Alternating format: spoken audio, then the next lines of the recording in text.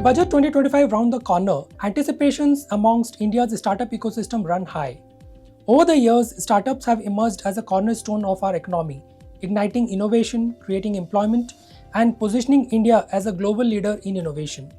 With this upcoming budget, the startup industry looks forward to transformative policy measures that will elevate this dynamic sector into a new era of growth.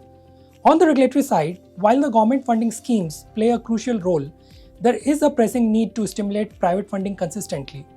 Regulatory frameworks should be tailored to support innovative funding mechanisms like the iSafe notes, which have the potential to revolutionize early-stage fundraising in the startup space.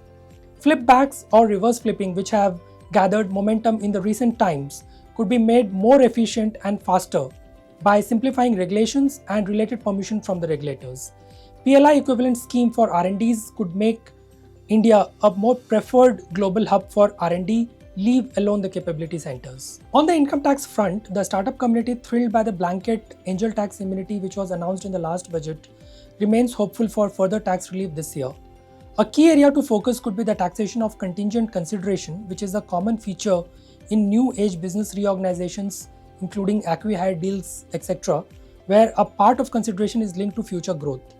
In the startup sector, where valuation is often linked on future potential, the current income tax provision lack clarity on taxation of such contingent or deferred consideration. To support the Indian startup sector, capital gains taxation should be made applicable in the year when contingent consideration is actually received as per contractual terms and is not advanced earlier to the year of share transfers itself.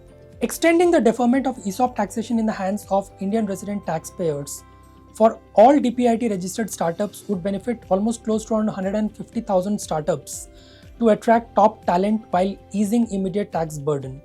Also, in order to claim income tax holiday, startups face enormous challenges in securing IMB certification due to stringent eligibility criteria such as proving innovation and scalability. As per recent statistics, IMB registration is secured only by approx 3,600 startups, which is just 2.4% of the pool of DPIIT-recognized startups. A more inclusive approach to evaluate innovation and scalability could widen this pool of eligible startup beneficiaries. Other aspects could be an explicit provision under the income tax for tax neutrality of conversion of convertible notes to equity that could streamline funding process. Exempting startups from the applicability of MSME payment rule under Section 43BH could also offer much needed liquidity relief. Another vital ask has been to redefine industrial undertaking to include startups allowing carry forward of losses post-merger, which could encourage strategic alliances and also preserve some worthy innovative business ideas from fading away. As the regulators aim to simplify India's income tax regime, Budget 2025 presents a moment to reimagine India's tax landscape for startups on not so well thought through and explored areas such as patent box regime, which was introduced with a very limited scope and coverage.